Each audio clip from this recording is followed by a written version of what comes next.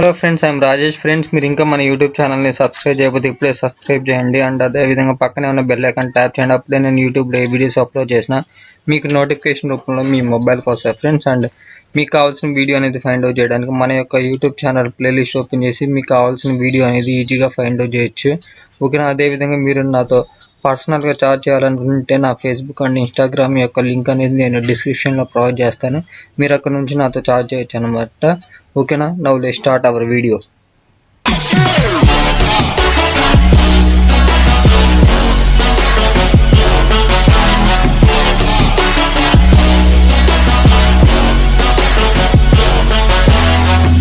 Hello friends, I'm Rajesh. Friends, ఈరోజు మన degree first semester సంబంధించిన accounts unit number 3 trial balance and rectification సంబంధించిన rectification of errors సంబంధించిన యూనిట్లో ఆల్రెడీ నేను ట్రయల్ బ్యాలెన్స్ సంబంధించిన ప్రాబ్లమ్స్ అనేవి ఎక్స్ప్లెయిన్ చేశాను అనమాట.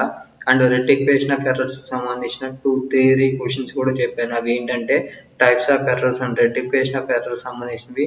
ఈ 2 క్లాసెస్ అనేవి మీరు చూడకపోతే ఆ వీడియోస్ అనేవి చూసిన తర్వాతే ఈ ప్రాబ్లమ్స్ అనేవి వినండి. ఎందుకంటే మీరు ఈ 2 క్వశ్చన్స్ అనేవి వింటే మీకు టైప్స్ ఆఫ్ ఎర్రర్స్ అనేవి ఏమేమి ఉంటాయి అండ్ ఎర్రర్స్ అనేవి మనకు ఉన్నప్పుడు వాటిని ఎలా రెక్టిఫై చేయాలి అనే ప్రొసీజర్ అనేది మీకు తెలుస్తుంది అనమాట. సో అవి తెలిసినప్పుడే మీరు ప్రాబ్లమ్స్ అనేవి మీకు ఈజీగా అర్థమవుతాయి అండ్ మీరు ఈజీగా చేయగలుగుతారు అనమాట. ఓకేనా? ఎనీవేస్, ఈరోజు మొత్తం రెక్టిఫికేషన్ ఆఫ్ ఎర్రర్స్ సంబంధించిన problem number 1 and problem number 2 అనేది చెప్తాను. ఓకేనా? మనకి నార్మల్గా యూనిట్ నెంబర్ 3లో అయితే problem number 5 and problem number 6గా తీసుకుంటాం అనమాట. ఓకే, ఇన్ కేస్ మనకి రెక్టిఫికేషన్ ఆఫ్ ఎర్రర్స్ సంబంధించిన టాపిక్లో అయితే ప్రాబ్లం నెంబర్ 1 ప్రాబ్లం నెంబర్ 2గా తీసుకుంటాం అనమాట. ఓకేనా? చూడండి, first rectify the following errors. ఓకేనా? ఎర్రర్స్ని మనల్ని రెక్టిఫై చేయమని అడుగుతున్నారు అనమాట. ఓకేనా? కింద ఉన్న ఎర్రర్స్ని మీరు రెక్టిఫై చేయండి అని అడుగుతున్నారు. వాటిని ఎలా చేయాలనేది చూడండి. ఫ్రెండ్స్, నేను మళ్ళీ చెప్తున్నాను, ప్లీజ్ దయచేసి మీరు ఈ 2 క్లాసెస్ అనేవి విన్న తర్వాతే ప్రాబ్లమ్స్ అనేవి చూడండి. మీకు అప్పుడు క్లియర్గా అర్థమవుతుంది. ఓకేనా? మీరు ఈజీగా ఫీల్ అవుతారు అనమాట చేయడానికి. ఓకేనా? చూడండి, ఫస్ట్ మనకి ఏమేమి ఇచ్చారో చూద్దాం. ముందు salaries paid to Sai ₹800 has been debited to his account. Next B వచ్చేసరికి paid rent to owner of the house mister Narendra ₹4,000 has been debited to his account. ₹1,000 paid to the repairs of the building was debited to building account. D. ₹850 used by proprietor for his personal use has been debited to trade expenses. E. Goods amounting to ₹235 returned by Ramesh were taken into stock, but no entry was made in the books. ఓకేనా friends, ఈ విధంగా మనకి 5 entries ఉన్నాయన్నమాట. ఓకేనా? వాటిని మనం enter చేద్దాం. ఓకేనా? చూడండి, ఫస్ట్ వన్ వచ్చేసరికి ఏమి ఇచ్చారంటే శాలరీస్ పేడ్ టు సాయి. ఓకేనా? చూడండి, salaries paid to Sai rupees వచ్చేసరికి 800 ఇచ్చారు. Has been debited to his account. ఓకేనా? యాక్చువల్గా చూడండి, మనకి ఈ కంప్లీట్గా ఈ ట్రాన్సాక్షన్ సంబంధించినవి ఎంట్రీస్ అనేవి ఎలా ఉంటాయి అంటే చూడండి, మనకి ఒరిజినల్ ఎంట్రీ ప్రకారం మనకి ఏమొస్తుందంటే ఇక్కడ మీరు ఇంతవరకే చూడండి, శాలరీస్ పేడ్ టు సాయి ₹800. అంటే ఈ విధంగా మనకి ఒరిజినల్ ఎంట్రీ అనేది ఏ విధంగా వస్తుంది అంటే శాలరీస్ అనేవి మనం కంపల్సరీగా డెబిట్ సైడ్లోనే పోస్టింగ్ చేయాలన్నమాట. ఎందుకంటే శాలరీస్ అనేవి ఎక్స్పెన్సెస్ అనమాట. యాజ్ పర్ నామినల్ అకౌంట్ ప్రకారం ఎక్స్పెన్సెస్ అనేవి మనం డెబిట్ సైడ్లో చూపించాలి. ఓకేనా? సో అందుకని మనకి ఒరిజినల్గా ఎంట్రీ అనేది ఏ విధంగా వస్తుంది అంటే salaries account attach to cash account అనేది వస్తుంది అనమాట. బట్ మనకి ప్రాబ్లంలో ఏమి ఇచ్చారంటే డెబిట్. ఓకేనా? డెబిట్ ప్లేస్లో సాయి అనే పర్సన్ రాశారనమాట. ఓకేనా? చూడండి, ఏం రాశారు, డెబిట్ ప్లేస్లో సాయి అనే పర్సన్ రాశారు అండ్ క్రెడిట్ ప్లేస్లో వచ్చేసరికి 2 క్యాష్ రాశారనమాట. ఓకేనా? ఈ విధంగా ఇది వచ్చేసరికి ఒరిజినల్ ఎంట్రీ, ఇది వచ్చేసరికి రాంగ్ ఎంట్రీ అనమాట. ఈ రాంగ్ ఎంట్రీ అంటే ఎలా తీసుకున్నామంటే మనకి ఇచ్చిన ప్రాబ్లంలో ఇచ్చిన ఆధారంగా తీసుకున్నాం అనమాట. డెబిట్ ప్లేస్లో అతని పేరు అనేది రాశారనమాట. సాయి అనే పర్సన్ని డెబిట్ చేశారు అండ్ రిమైనింగ్ క్రెడిట్ సైడ్ వచ్చేసరికి క్యాష్ అని రాశారు. ఇప్పుడు మనకి ఏం చేస్తుందా అంటే ఇది మిస్టేక్ అని తెలుసు. దాన్ని ఎలా మనం రెక్టిఫై చేస్తామంటే చూడండి, అసలు శాలరీస్ అనేవి ఒరిజినల్ ప్లేస్ ఏది, డెబిట్ సైడ్. సో అందుకని డెబిట్ సైడ్లో శాలరీస్ అని రాసామన్నమాట. ఓకేనా? ఇప్పుడు ఆల్రెడీ ఇక్కడ సాయి అనే పర్సన్ డెబిట్ సైడ్లో ఉన్నాడు. ఓకేనా. ఆల్రెడీ సాయి అనే పర్సన్ డెబిట్ సైడ్ ఉన్నాడు కాబట్టి అతను మనం ఎక్కడ రాస్తాం అంటే క్రెడిట్ సైడ్లో రాస్తాం అనమాట. సో అందుకని క్రెడిట్ సైడ్లో సాయి అని రాసామన్నమాట. ఓకేనా. ఎప్పుడైతే మనం ఇలా శాలీస్ అనేవి డెబిట్ సైడ్లో అండ్ సాయి అనే పర్సన్ క్రెడిట్ సైడ్ రాస్తామో అప్పుడు ఈ ఎంట్రీ అనేది రైట్ అయినట్టు అని అర్థం అనమాట. ఓకేనా. ఈ ఎంట్రీని మనం ఏమంటామంటే రెక్టిఫికేషన్ ఆఫ్ ఎంట్రీగా తీసుకుంటాం అనమాట. ఓకేనా. ఈ ఆధారంగా మీరు ఇక్కడ రఫ్గా మీరు ఎప్పుడైనా సరే ప్రాబ్లమ్స్ మీరు ఎగ్జామ్లో చేసేటప్పుడైనా సరే ఇలా రఫ్గా మీరు రాసుకోండి. అప్పుడు మీకు క్లియర్గా అర్థమైంది. ఓకేనా. ఒరిజినల్ ఎంట్రీ అనేది ఎలా ఉంది, మనకి ప్రాబ్లం ఆధారంగా మనకి ఎలా ఇచ్చారు, మనం రెక్టిఫై చేస్తే మనకి ఎంట్రీ అనేది ఏ విధంగా వచ్చింది. ఓకే. ఇక్కడ చూడండి మనకి రెక్టిఫికేషన్ చేసిన తర్వాత ఎంట్రీ అనేది ఏ విధంగా వచ్చింది, salaries account data to Sai account అనేది వచ్చింది అనమాట. అదే రాస్తాం చూడండి. ఓకేనా. మనకి ప్రొఫార్మా తెలుసు ఆల్రెడీ ఎలా ఉంటుంది అనేది. ఓకేనా. రెక్టిఫికేషన్ ఆఫ్ ఎంట్రీస్ అని చెప్పి ఇలా హెడ్డింగ్ పెడతాము. ఓకేనా. సీరియల్ నెంబరు, పర్టికులర్స్, ఎల్ఎఫ్ అంటే ledger folio, next debit rupees and credit rupees. ఓకేనా. నేను ఆల్రెడీ చెప్పాను ఎంట్రీ అనేది ఏ విధంగా వస్తుంది, salaries account data to Sai account అనేది వస్తుంది అనమాట. చూడండి salaries account data to Sai account అనేది రాసామన్నమాట. డెబిట్ కాలంలో 800 అనేది ఎంటర్ చేసాం, నెక్స్ట్ క్రెడిట్ కాలంలో 800 అనేది రాసాం. కింద నేరేషన్ వచ్చేసరికి చూడండి being salaries paid to Sai అని చెప్పి debited to his account is rectified. ఓకేనా. అతన్ని డెబిట్ చేశారు కదా, దాన్ని మనం రెక్టిఫైడ్ చేసామన్నమాట. అంటే రెక్టిఫికేషన్ అనేది చేసామని మీరు సింపుల్గా నేరేషన్ రూపంలో రాస్తే సరిపోద్ది అనమాట. ఓకే. ఇక్కడ మీరు బ్రాకెట్స్ ఉన్నాయి చూడండి, మనం కంపల్సరీగా నేరేషన్ అనేది బ్రాకెట్స్లోనే రాయాలన్నమాట. ఓకేనా. ఈ విధంగా మనకి ఏ బిట్ అనేది కంప్లీట్ అయిపోయింది. నెక్స్ట్ బి బిట్ అనేది చూడండి, rent paid to owner of the house mister Narendra ₹4,000 has been debited to his account. Okay. ఇక్కడ ఏమి ఇచ్చారంటే రెంట్ అనేది ఓనర్కి పే చేసామన్నమాట. ఎవరు ఓనర్ ఇక్కడ, నరేంద్ర అనే పర్సన్ ఓనర్ అనమాట. ఓకేనా. అతనికి ఏం పే చేసాం, రెంట్ అనేది పే చేసాం. అమౌంట్ అనేది ఎంత, 4,000 అనేది పే చేసాం అనమాట. బట్ ఇక్కడ ఓకేనా ఈ సెంటెన్స్ ఆధారంగా మనకి ఎంట్రీ అనేది ఏ విధంగా వస్తుంది అంటే చూడండి. ఓకేనా. నేను మళ్ళీ చెప్తున్నాను చూడండి, ఈ సెంటెన్స్ ఆధారంగా మనకి ఎంట్రీ అనేది ఎలా వస్తుందంటే రెంట్ అనేది మనకి ఎక్స్పెన్సెస్ అనమాట. ఎక్స్పెన్సెస్ అనేవి ఆల్వేస్ ఎక్కడ చూపించాలి, డెబిట్ సైడ్లో చూపించాలి. యాజ్ పర్ నామినల్ అకౌంట్ ప్రకారం డెబిట్ సైడ్న మనం ఎక్స్పెన్సెస్ అనేవి చూపించాలి. సో అందుకని ఎక్స్పెన్సెస్ అనేవి డెబిట్ సైడ్లో చూపించాలి కాబట్టి rent account data to cash account అనేది మనం రాస్తాం అనమాట. ఇది వచ్చేసరికి ఒరిజినల్ ఎంట్రీ. ఓకేనా. బట్ ఇక్కడ వాళ్ళు ఏం చేశారు, ఇక్కడ ఒక పాయింట్ ఇచ్చారు చూడండి, కామా అని పెట్టి మనకు ఒక పాయింట్ ఇచ్చారు, has been debited to his account. ఓకేనా. డెబిట్ ప్లేస్లో అతని నేమ్ అయితే రాశారనమాట. అంటే మనకి ఎంట్రీ అనేది ఏ విధంగా వస్తుంది, Narendra account data to cash account అనేది వాళ్ళు రాసుకున్నారనమాట. ఓకేనా. ఎంట్రీలో రాంగ్ ఎంట్రీ పోస్టింగ్ చేశారనమాట. Narendra account data to cash account అని రాశారు. ఇది నేను చెప్పలేదు, ఇక్కడ వాళ్ళే ఇచ్చారు. డెబిట్ ప్లేస్లో అతని నేమ్ రాశారు అని ఇక్కడ మనకి పర్టికులర్గా ఇచ్చారనమాట. అంటే మనకి ఎంట్రీ అనేది వాళ్ళు ఎలా రాంగ్ చేశారు, Narendra account data to cash account అని రాశారు.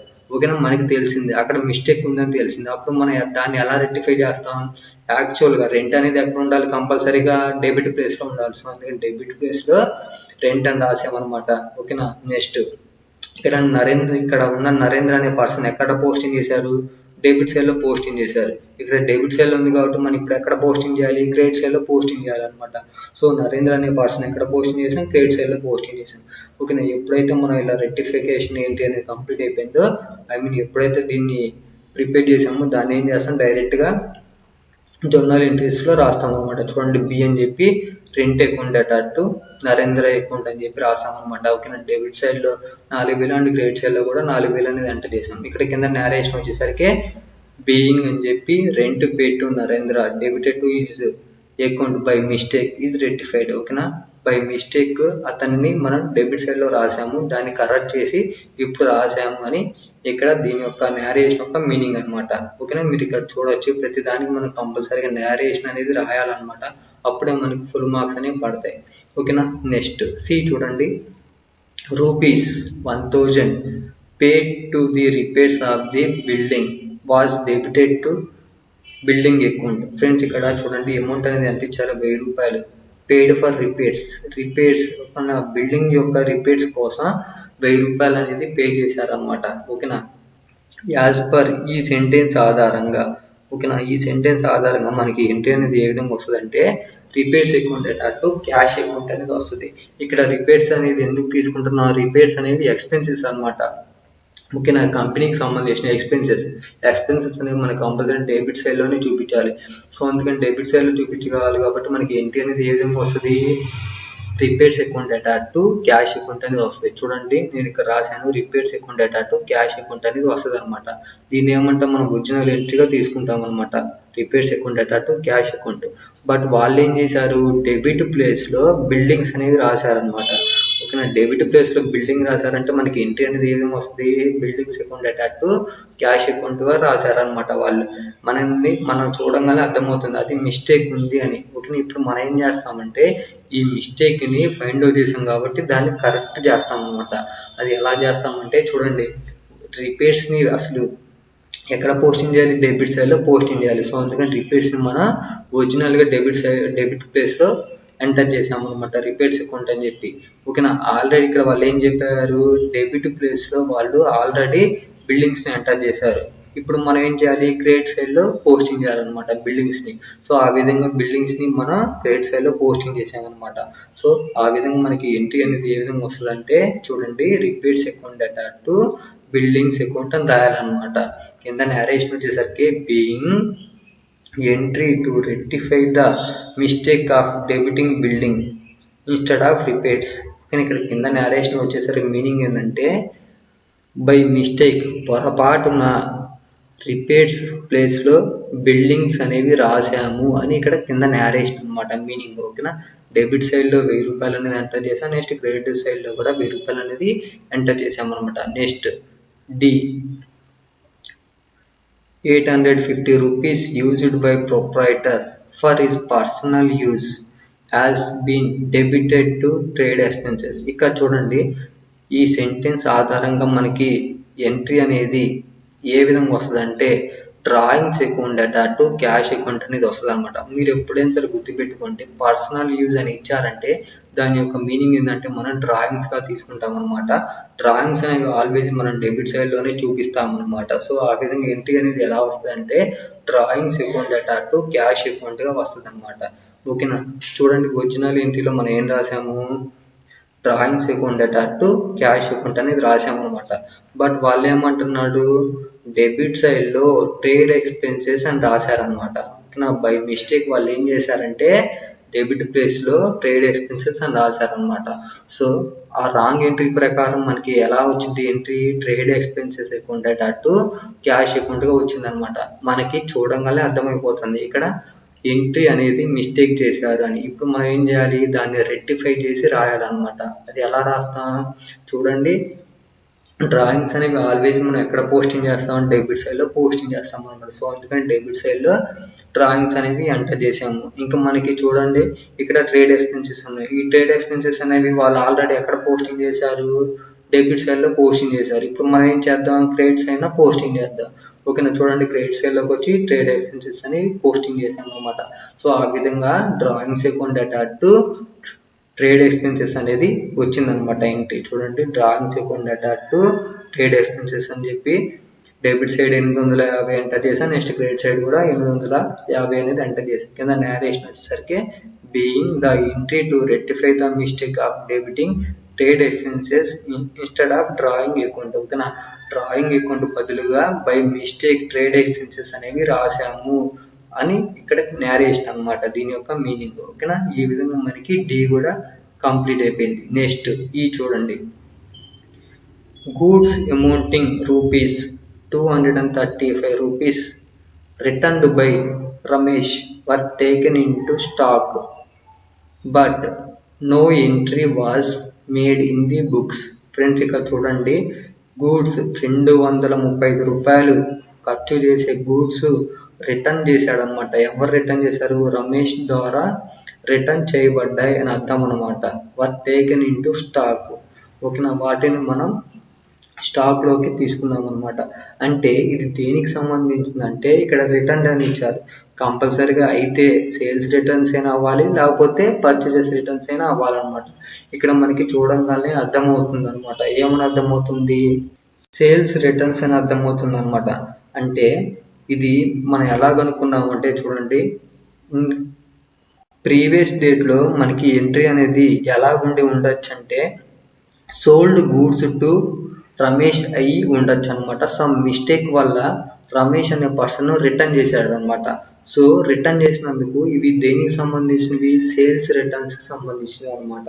సో అందుకని సేల్స్ రిటర్న్ సంబంధించింది మనం ఎక్కడ పోస్టింగ్ చేస్తాం, ఆల్వేస్ మనం డెబిట్ సైడ్లోనే పోస్టింగ్ చేస్తాం అనమాట. ఓకేనా. సో ఆ విధంగా సేల్స్ రిటర్న్స్ అనేవి డెబిట్ సైడ్లో చూపిస్తాం. ఇక్కడ ఎవరి నుంచి వస్తుంది, బై రమేష్. ఓకేనా. ఆల్వేస్ మనం ఏవన్నీ మనం క్రెడిట్ సైడ్లో చూపిస్తాం అనమాట. సో ఆ విధంగా ఎంట్రీ అనేది మనకి ఎలా వస్తుంది, sales returns account data to Ramesh account అని వస్తుంది అనమాట. ఇక్కడ వాళ్ళు ఏం చెప్తున్నారు, బట్ కానీ no entry was made in the books. ఆ ఎంట్రీని మనం ఎంటర్ చేయలేదు. మనం అంటే ఇక్కడ మీనింగ్ ఏంటంటే ప్రీవియస్గా ప్రిపేర్ చేసిన వాళ్ళు ఈ ఎంట్రీని కంప్లీట్గా ఒమిటెడ్, ఓకేనా, వదిలేశారు అనమాట. అలా వదిలేయడం వల్ల ఇది ఒక ఎర్రర్గా మారింది. సో అందుకని ఇప్పుడు మనం ఏం చేస్తామంటే దాన్ని పోస్టింగ్ అయితే చేస్తాం అనమాట. ఓకేనా. ఎలా పోస్టింగ్ చేస్తామంటే చూడండి, sales returns account data to Ramesh account అని చెప్పి రాస్తాం అనమాట. ఓకేనా. అమౌంట్ వచ్చేసరికి డెబిట్ సైడ్లో 235, నెక్స్ట్ క్రెడిట్ సైడ్ కూడా 235 అనేది ఎంటర్ చేసాం. కింద నేరేషన్ వచ్చేసరికి being the omission of the entry is brought in to books. ఓకేనా. వదిలేసిన ఎంట్రీని మనం బుక్స్లో ఎంటర్ చేసాము అని దీని యొక్క నేరేషన్ యొక్క మీనింగ్ అనమాట. ఓకేనా. ఈ విధంగా 5 ఎంట్రీస్ అనేవి ఎంటర్ చేసాం, మనకి ఇచ్చిన 5 ఎంట్రీస్ అనేవి. ఓకేనా. ఈ విధంగా ఈ ప్రాబ్లం అనేది కంప్లీట్ అయిపోయింది. నెక్స్ట్ యూనిట్ నెంబర్ 3లో ప్రాబ్లం నెంబర్ 6 అనేవి ఎక్స్ప్లెయిన్ చేస్తాను, చూడండి. The following errors were found in the books of Ram Prasad and sons. Give the necessary entries to correct them. Friends ఇక్కడ చూడండి, ఈ ఎర్రర్స్ అనేవి ఎక్కడి నుంచి ఫైండ్ అవుట్ చేయబడ్డాయి అంటే రామ్ ప్రసాద్ అండ్ సన్స్ అనే బుక్ నుంచి తీసుకోబడ్డాయి అనమాట ఎర్రర్స్ అనేవి. వాటిని మనం ఏం చేయమంటున్నారు అంటే necessary entries to correct them. ఓకేనా. ఇక్కడ ఉన్న ఈ ఎర్రర్స్ని మనం కరెక్ట్ చేసి నెసెసరీ ఎంట్రీస్ అనేవి ఎంటర్ చేయమని అడుగుతున్నారు అనమాట. అంటే మనకి అవసరమైన ఎంట్రీస్ అనేవి ఎంటర్ చేయండి అని అడుగుతున్నారు. అక్కడ ఉన్న మిస్టేక్స్ని కరెక్ట్ చేసి సరైన ఎంట్రీస్ని పోస్టింగ్ చేయండి అని అడుగుతున్నారు అనమాట. చూడండి అవి ఎలా చేయాలనేది చెప్తాను. ఏం లేదు, మనకి ప్రీవియస్ ప్రాబ్లంలో ఎలా అయితే చేసామో సేమ్ అదే ప్రొసీజర్లో చేస్తామన్నమాట. చూడండి మనకి ఏమేమి ఇచ్చారో చూద్దాం. ముందు ఎంట్రీస్ అనేవి టోటల్గా 6 ఇచ్చారనమాట. అవి ఏంటియో చూద్దాం. ₹500 paid for furniture purchased has been charged to ordinary purchases account. B. Repairs made to building were debited to building account for ₹50. ₹100 paid for rent debited to landlord's account. D. ₹100 received from Shahan Co. has been wrongly debited as from Shahan and Co. E. An amount of ₹1,150 withdrawn by proprietor for his personal use had been debited to travelling expenses account. F. ₹1,500 paid for purchase of a typewriter was charged to office expenses account. Friends ఇక్కడ చూడండి, ఇక్కడ మనకి 6 entries అనేవి ఇచ్చారనమాట. వీటి ఆధారంగా మనం ఏం చేయాలంటే వీటిలో మనకి మిస్టేక్స్ అనేవి ఉన్నాయని వాళ్ళే చెప్తున్నారు అనమాట. ఆ మిస్టేక్స్ని మనం సెర్చ్ చేసి రాయాలన్నమాట ఎంట్రీస్ అనేవి. ఓకేనా. ప్రీవియస్ ప్రాబ్లమ్ ఎలా అయితే చేసాము సేమ్ అదే విధంగా మనం చేస్తాము. చూడండి ఫస్ట్ ఇక్కడ మనకి ఏముందో చూడండి. ₹500 paid to furniture purchased. Friends ఇక్కడ చూడండి 500 పెట్టి ఫర్నిచర్ అనేది పర్చేజ్ చేశారనమాట. ఓకేనా. ఈ ఎంట్రీ ప్రకారం ఈ సెంటెన్స్ ఆధారంగా మనకి ఎంట్రీ అనేది ఏ విధంగా వస్తుంది అంటే furniture account data to cash account అనేది వస్తుంది అనమాట. చూడండి ఒరిజినల్ ఎంట్రీ ప్రకారం furniture account data to cash account. Furniture అనేది ఎసెట్ కాబట్టి యాజ్ పర్ రియల్ అకౌంట్ ఆధారంగా మనం ఫర్నిచర్ అనేది డెబిట్ సైడ్లో చూపిస్తాం అనమాట. సో అందుకని ఎసెట్ అనేది డెబిట్ సైడ్లో చూపిస్తాం. సో ఆ విధంగా ఫర్నిచర్ అనేది ఎసెట్ కాబట్టి ఒరిజినల్ ఎంట్రీ అనేది ఏ విధంగా వస్తుంది అంటే furniture account data to cash account అనేది వస్తుంది. కానీ వాళ్ళు ఎలా రాశారంటే ఆర్డినరీ పర్చేజెస్ అకౌంట్ రాశారనమాట. ఓకేనా. అంటే పర్చేజెస్ అకౌంట్ అనేది డెబిట్ సైడ్లో రాసి టు క్యాష్ అనేది రాశారనమాట. అంటే రాంగ్ ఎంట్రీ అనేది ఏ విధంగా వచ్చింది, purchases account data to cash account ఈ విధంగా వాళ్ళు బుక్లో ఎంటర్ చేశారనమాట. ఇది చూడగల మనకు అర్థమవుతుంది రాంగ్ ఉన్నట్టు అని అర్థమైపోతుంది. ఇప్పుడు మనం ఏం చేస్తామంటే వాటిని కరెక్ట్ చేసి రాయాలన్నమాట. అది ఎలా చేస్తామంటే చూడండి, అసలు ఫర్నిచర్ అనేది మనం ఎక్కడ పోస్టింగ్ చేయాలి, డెబిట్ సైడ్లో పోస్టింగ్ చేయాలి. సో అందుకని డెబిట్ సైడ్లో ఫర్నిచర్ అకౌంట్ అనేది రాసాము. ఓకేనా, ఆల్రెడీ వాళ్ళు ఈ ప్రాబ్లంలో ఈ సెంటెన్స్లో చెప్తున్నారు పర్చేజెస్ అకౌంట్ అనేది డెబిట్ సైడ్లో ఎంటర్ చేశారని. ఓకేనా, పర్చేజెస్ అకౌంట్ అనేది డెబిట్ సైడ్లో పోస్టింగ్ చేశారు కాబట్టి ఇక్కడ ప్రాబ్లంలో డెబిట్ సైడ్ పోస్టింగ్ చేయాలి కాబట్టి పోస్టింగ్ చేశారు కాబట్టి మనం ఇప్పుడు ఏం చేస్తామంటే క్రెడిట్ సైడ్లో పోస్టింగ్ చేస్తాం అనమాట. చూడండి, ఇక్కడ రాంగ్ పోస్టింగ్లో వాళ్ళు డెబిట్ సైడ్లో పోస్టింగ్ చేశారు. సో అందుకని మనం ఏం చేస్తామంటే దాన్ని కరెక్ట్ చేసి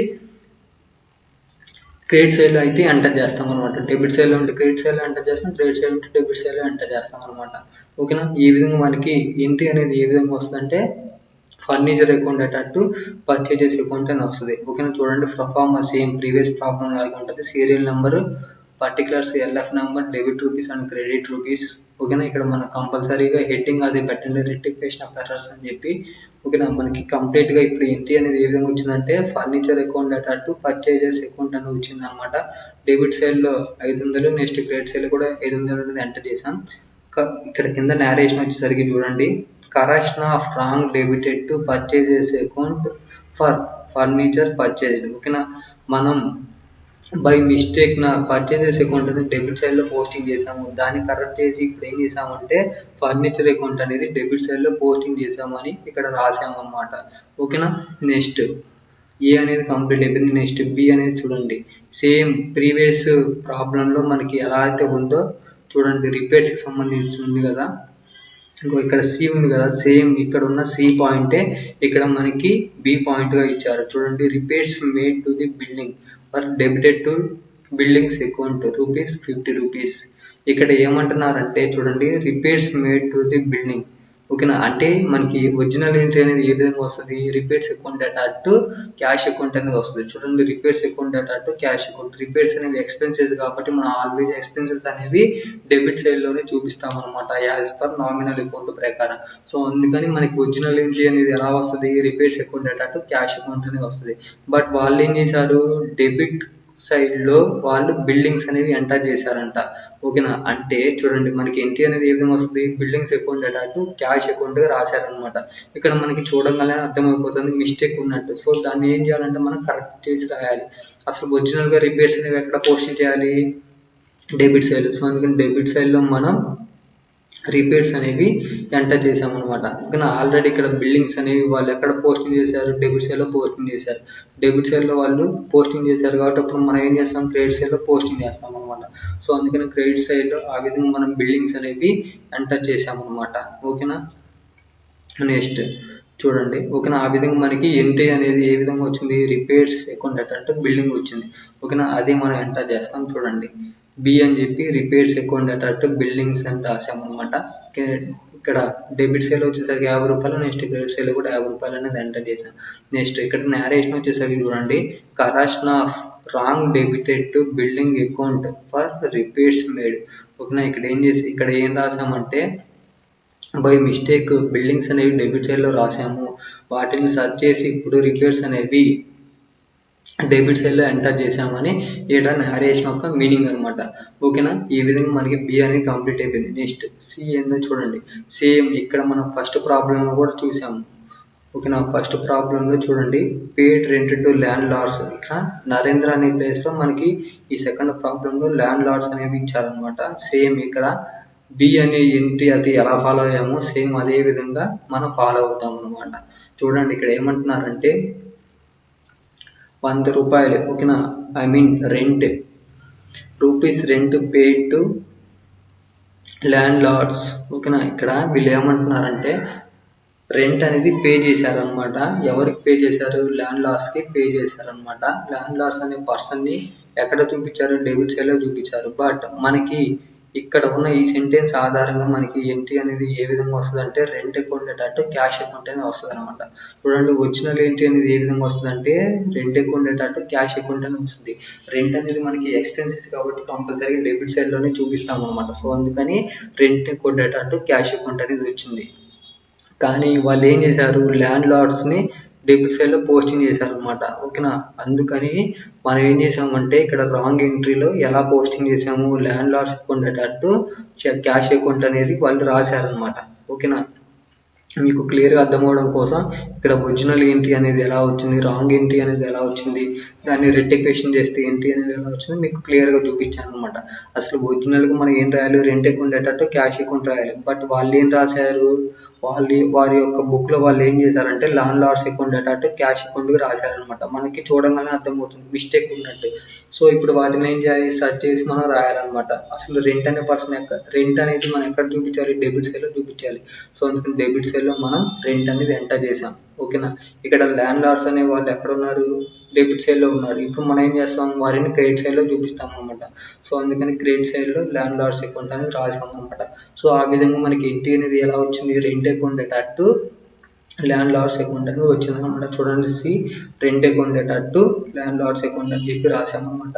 డెబిట్ సైడ్లో 100 రూపాయలు, నెక్స్ట్ క్రెడిట్ సైడ్లో కూడా 100 రూపాయలు. ఇక్కడ కింద నేరేషన్ వచ్చేసరికి చూడండి, correction of wrong debited to landlords for rent paid. ఓకేనా, బై మిస్టేక్ వాళ్ళు ఏం చేశారంటే డెబిట్ ప్లేస్లో ల్యాండ్ లార్డ్స్ అనేది ఎంటర్ చేశారనమాట. కానీ మనం ఏం చేసాం, ఆ మిస్టేక్ని కరెక్ట్ చేసి ఎంటరింగ్ అయితే చేసామన్నమాట. ఓకేనా, ఈ విధంగా సి అనేది కంప్లీట్ అయిపోయింది. నెక్స్ట్ డి ఏంటో చూడండి.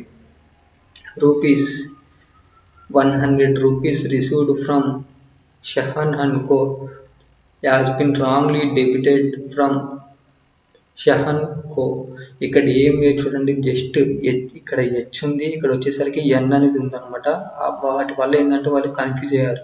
ఓకేనా, ఇప్పుడు చూడండి మనకి అసలు ఎంట్రీ అనేది ఇక్కడ ఈ సెంటెన్స్ ఆధారంగా మనకి ఎంట్రీ అనేది ఎలా వస్తుంది అంటే చూడండి, cash received from Shahan and co. అంటే మనకి ఎంట్రీ అనేది ఎలా వస్తుంది అంటే క్యాష్ అకౌంట్ అటు షహన్ అండ్ కో అనేది వస్తుంది అనమాట. ఓకేనా, ఒరిజినల్ ఎంట్రీ ఏ విధంగా వస్తుంది అంటే క్యాష్ అకౌంట్ అటు షహన్ అండ్ కో. ఇక్కడ షహన్ అనే పర్సన్ ఇస్తున్నారు అనమాట. షహన్ అనే పర్సన్ ఇస్తున్నాడు కాబట్టి ఓకేనా, రెండు ఇక్కడ ఈ 2 వర్డ్స్ అనేవి సేమ్ ఒకేలా పలుకుతున్నాయి. ఓకేనా, ఇద్దరి పేర్లు అనేది కన్ఫ్యూజ్ అవ్వకుండా మీకు ఇక్కడ చెప్తున్నాను చూడండి. ఇక్కడ ఏమో ఎన్ ఉంది, ఇక్కడ వచ్చేసరికి హెచ్ ఉంది అనమాట. ఓకేనా, పలికేటప్పుడు రెండు సేమ్ ఒకేలా అనిపిస్తుంది, బట్ టెస్టింగ్ అంటే రాసేటప్పుడు డిఫరెంట్గా ఉందన్నమాట. ఓకేనా, ఇక్కడ ఈ సెంటెన్స్ ఆధారంగా మనకి ఎంట్రీ అనేది ఎలా వస్తుంది అంటే క్యాష్ అకౌంట్ అటు షహన్ అనే అకౌంట్ అనేది ఎంట్రీ అనేది వస్తుంది అనమాట. క్యాష్ అకౌంట్ అటు షహన్ అనుకో అనే ఎంట్రీ అనేది వస్తుంది. బట్ వాళ్ళు ఏం చేశారు, ఆ పర్సన్ ఇక్కడ హెచ్ ప్లేస్లో ఏం చేశారు, ఎన్ని పెట్టారు అనమాట. ఇలా ఎన్ని పెట్టడం వల్ల ఏంటంటే పర్సన్ నేమ్ అనేది చేంజ్ అయిపోయింది. ఓకేనా, అలా పర్సన్ నేమ్ అనేది చేంజ్ అవ్వడం వల్ల వాళ్ళు ఏం ఎంట్రీ రాశారు, క్యాష్ అకౌంట్ అటు షహన్ అనుకో అనే కొత్త పర్సన్ని ఎంటర్ చేశారనమాట క్రెడిట్ సైడ్లో. ఓకేనా, అసలు ఒరిజినల్ ఎంట్రీ ఏమో ఇలా ఉండాల్సింది, వాళ్ళు ఏమో జస్ట్ నేమ్ అనేది డిఫరెంట్గా పెట్టారనమాట. ఇక్కడేమో అసలు హెచ్ రాయాల్సింది వాళ్ళు ఏం చేశారు, ఇక్కడ ఎన్ అనేది రాశారనమాట. ఎన్ రాయడం వల్ల ఏంటంటే ఆ పర్సన్ నేమ్ అనేది చేంజ్ అయిపోయింది. ఓకేనా, ఇప్పుడు మనకి చూడగానే అర్థమైపోతుంది మిస్టేక్ అయితే ఉందని. ఇప్పుడు ఏం చేయాలంటే ఆ మిస్టేక్ని మనం సెర్చ్ చేసి రాయాలన్నమాట. ఇక్కడ షహన్ అనే పర్సన్ ఎక్కడ ఉన్నాడు, క్రెడిట్ సైడ్లో ఉన్నాడు. సో అందుకని అతన్ని క్రెడిట్ సైడ్లోనే ఉంచామన్నమాట. ఓకేనా, ఇక్కడ వచ్చేసరికి చూడండి, ఈ పర్సన్ ఎక్కడ రాశారు, డెబిట్ సైడ్లో రాశారనమాట.